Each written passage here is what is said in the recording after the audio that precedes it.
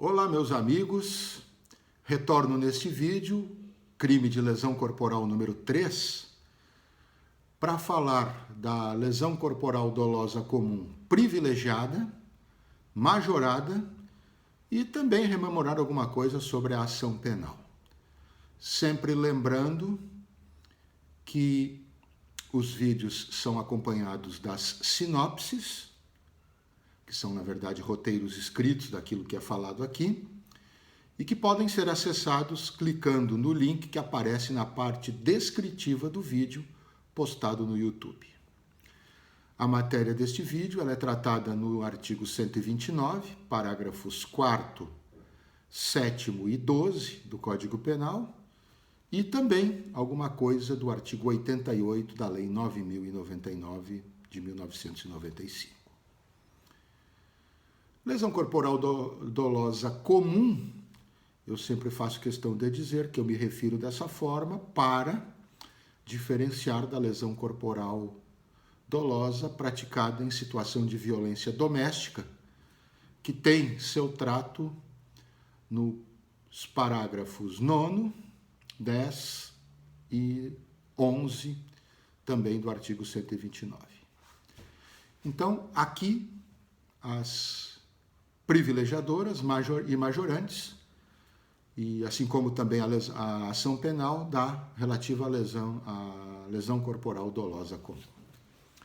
As privilegiadoras do crime de lesão corporal dolosa comum estão no parágrafo 4º do artigo 129, que na verdade tem uma redação muito parecida com a do parágrafo 1º do artigo 121, que nós já tratamos quando tratamos do crime de homicídio. Quais são as hipóteses, então, de privilégio, de minorações específicas para as lesões corporais, ou para o crime de lesão corporal?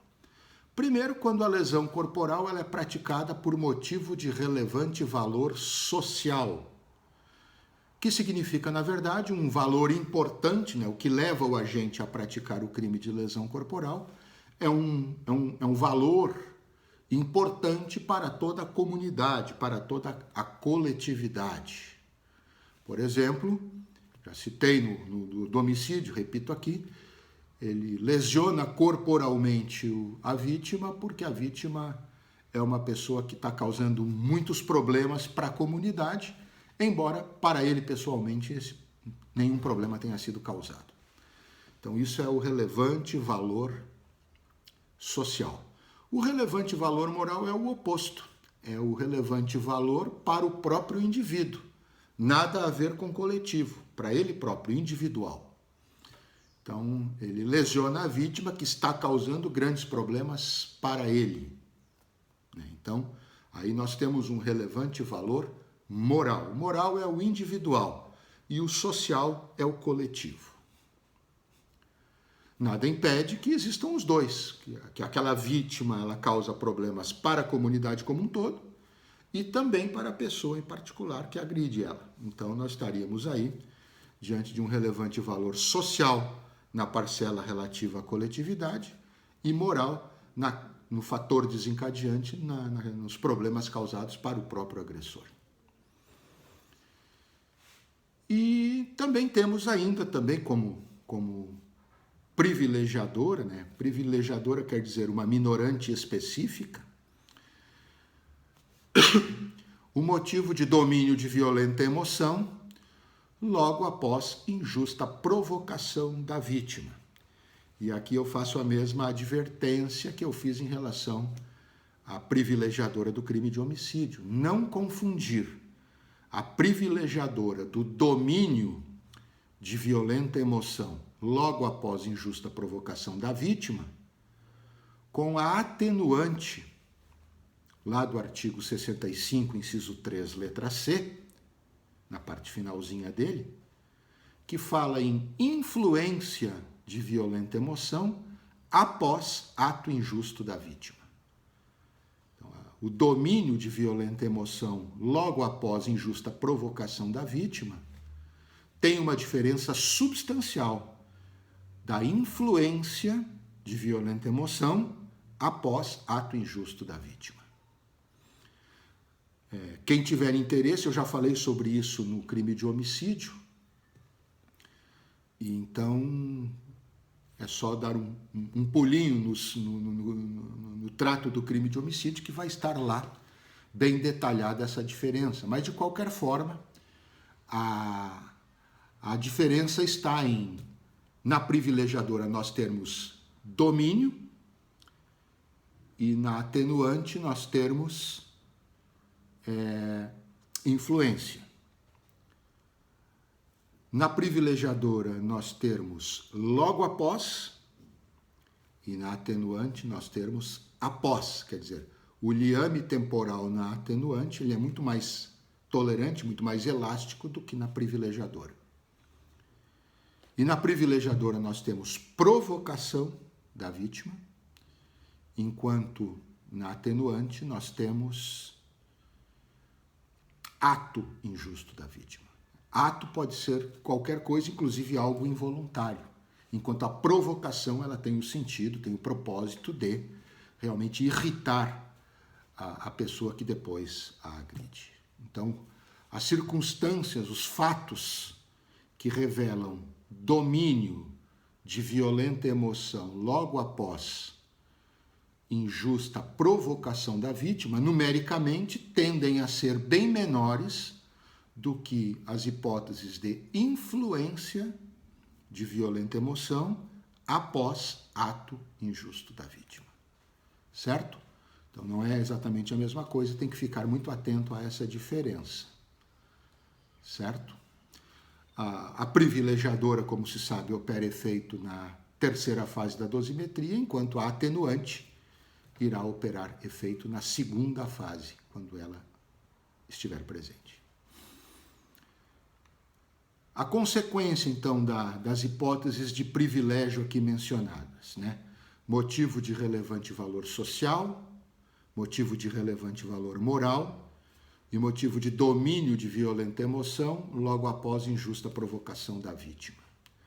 A consequência disso é que vai gerar uma redução, uma minoração da pena de 1/6 a 1/3, operando, portanto, o seu efeito na terceira fase da dosimetria, conforme já foi dito.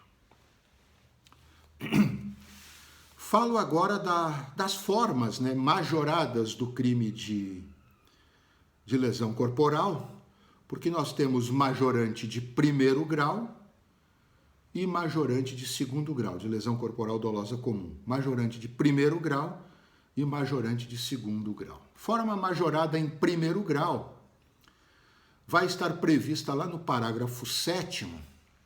Na verdade, o parágrafo 7º do 129, ele faz uma remissão para o parágrafo 4º do 121. Então, as hipóteses são as mesmas. E no caso do crime doloso, vai se aplicar a parte final do parágrafo 4º do 121, em decorrência dessa remissão contida no parágrafo 7º do 129. Quais são as hipóteses, então, de lesão corporal majorada dolosa comum, majorada em primeiro grau? Primeiro, se a vítima é menor de 14 anos, ou seja, se a vítima tiver até 13 anos completos. A partir da 0 hora da data do seu 14º aniversário, então, essa majorante ela já não incide mais. E ainda, se a vítima for maior de 60 anos.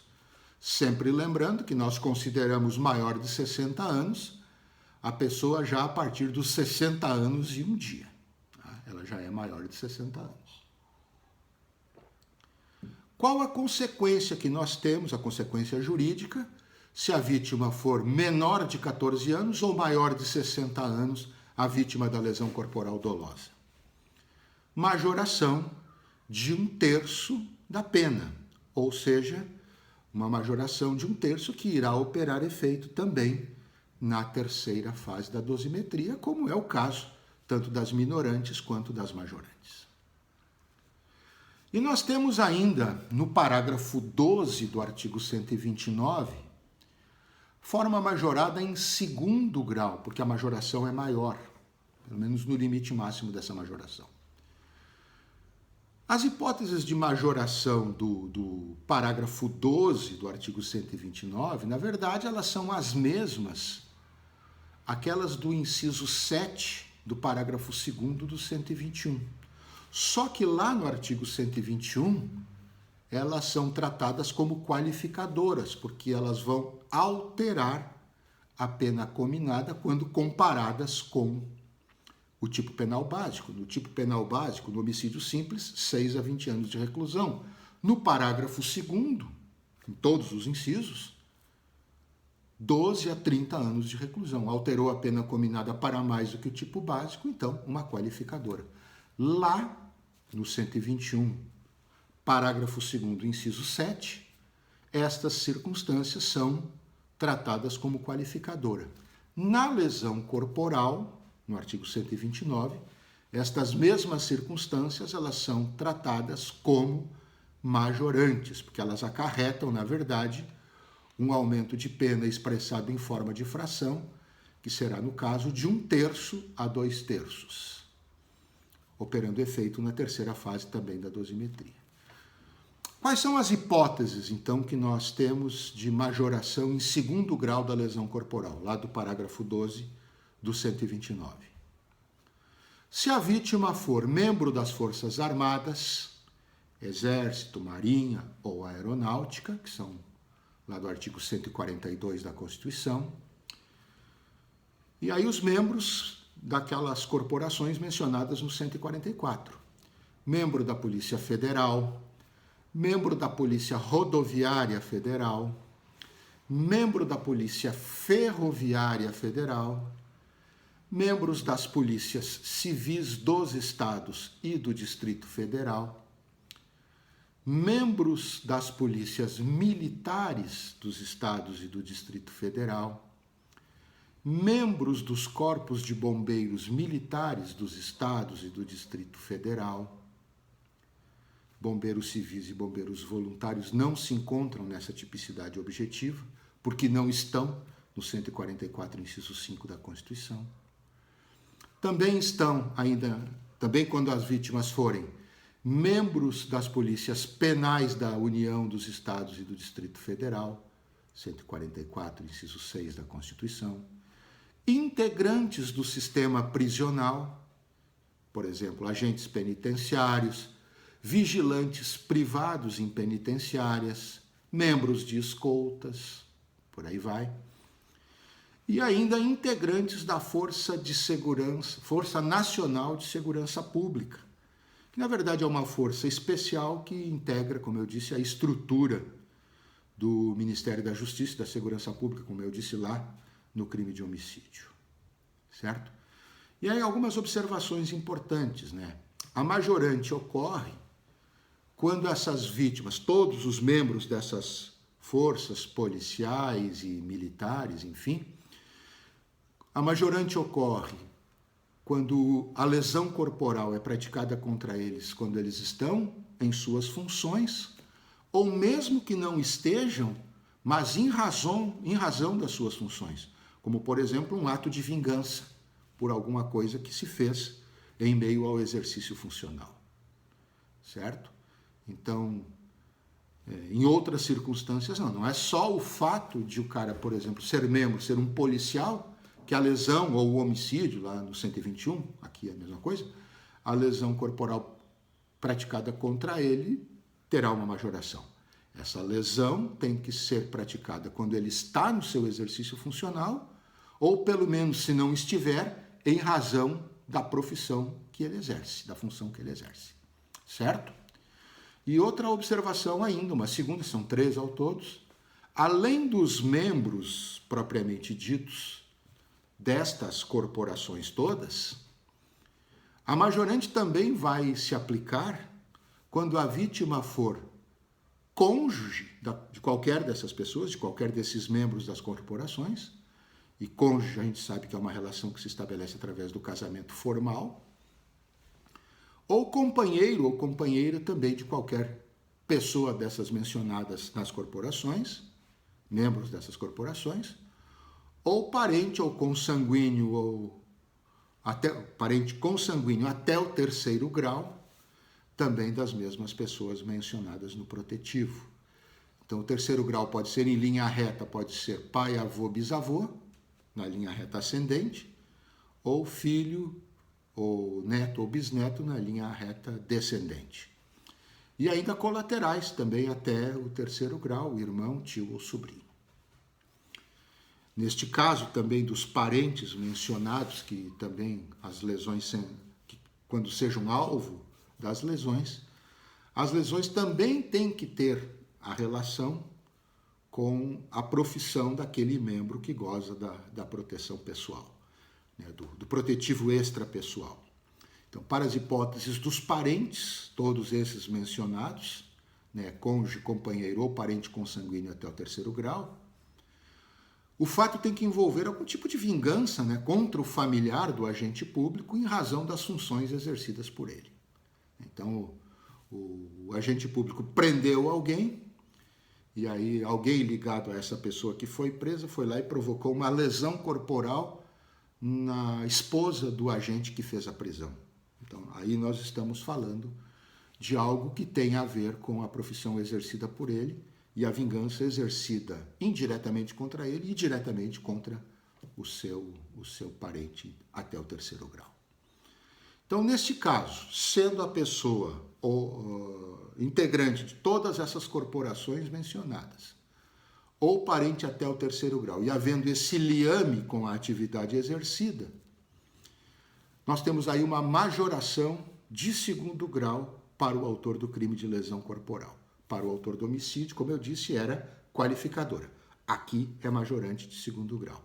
Temos uma majoração que vai de 1/3 até 2/3 da pena, cujo efeito, portanto, expressado em forma de fração, o efeito ele é operado na terceira fase da dosimetria. A ação penal nos crimes de lesão corporal, eu já falei isso nos vídeos anteriores, agora é mais uma recapitulaçãozinha nos crimes de lesão corporal dolosa comum. Se for de natureza leve, a ação penal, ela é sempre pública condicionada, com base naquilo que diz o artigo 88 da Lei 9.099, que fala que nas lesões corporais leves e nas lesões corporais culposas é preciso sempre que haja representação da vítima. Então, estamos falando de crime de ação penal pública condicionada à representação da vítima, artigo 88 da Lei 9.099, que vai incidir sobre o caput do artigo 129, já que lá tratamos de lesão corporal leve. E lesão corporal de natureza grave, gravíssima ou seguida de morte, a ação penal será sempre pública incondicionada. Neste caso, em ambos os casos, o MP é o titular. Só que para leve precisa da representação e para grave, gravíssima ou seguida de morte não há necessidade de qualquer condição de procedibilidade ser implementada. Certo, meus caros? Então, neste caso, havendo justa causa, o MP pode ingressar com ação penal. É isso, meus caros, neste terceiro vídeo sobre ação penal, sobre lesão corporal dolosa comum, né, na nomenclatura aqui utilizada. No próximo vídeo, no vídeo lesão corporal número 4, nós vamos tratar então das lesões corporais, ou do crime de lesão corporal doloso também, mas daí praticado em situação de violência doméstica, com foco específico então nos parágrafos 9º, 10 e 11 do artigo 129 do Código Penal. Até o nosso próximo vídeo, um abraço a todos.